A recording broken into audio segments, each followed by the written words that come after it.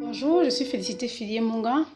Toujours dans le but de combattre le mal-être et la dépression, je vous parlerai aujourd'hui du mal-être d'une personne rejetée à cause de sa différence.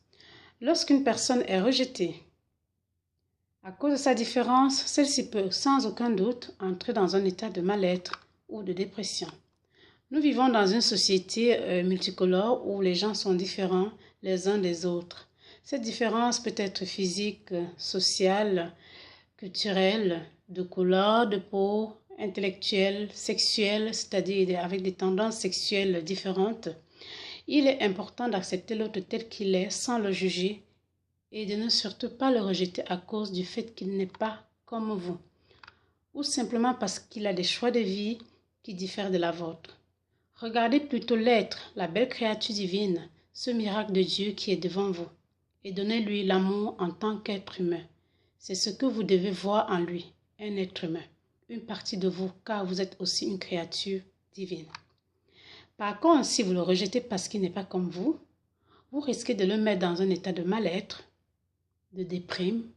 Ça, c'est d'une part. D'autre part, si vous avez une personne autour de vous qui est différente, si vous vous rendez compte que cette différence l'amène à se renfermer sur lui, à ne pas être bien, peut-être parce qu'il assume mal sa différence, allez vers lui, allez vers elle. Aidez cette personne, soutenez-la dans sa souffrance afin de ne pas l'abandonner tout seul dans cette situation qui parfois peut même amener certains, ceux qui sont plus fragiles, à se suicider. Alors qu'il y avait des gens juste à côté, mais qui malheureusement n'ont rien vu venir. Très souvent, les gens se rendent compte qu'ils auraient pu faire quelque chose pour l'autre, mais tardivement, quand le mal est déjà fait, quand la personne qu'ils auraient pu aider a déjà commis l'acte fatal. Cela ne signifie pas que nous pouvons tout empêcher et que nous pouvons faire des miracles dans tous les cas, mais rien ne dit qu'en essayant, nous n'aurions pas pu sauver quelque chose.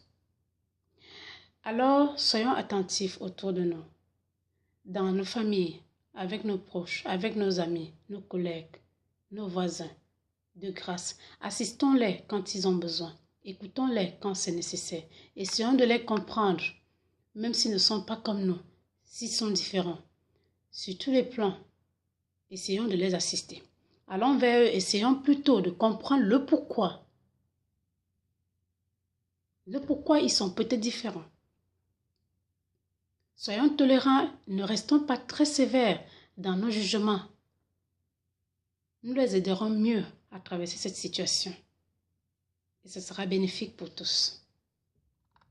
Si vous êtes une personne et que vous êtes différente, soit physiquement, soit culturellement, comme je l'ai dit plus haut, soit par votre choix de vie, surtout, soyez fort. Ne sombrez pas dans le mal-être et la dépression. Si cette différence amène les gens à vous rejeter, à mal vous comprendre, à mal vous juger, ne restez pas seul.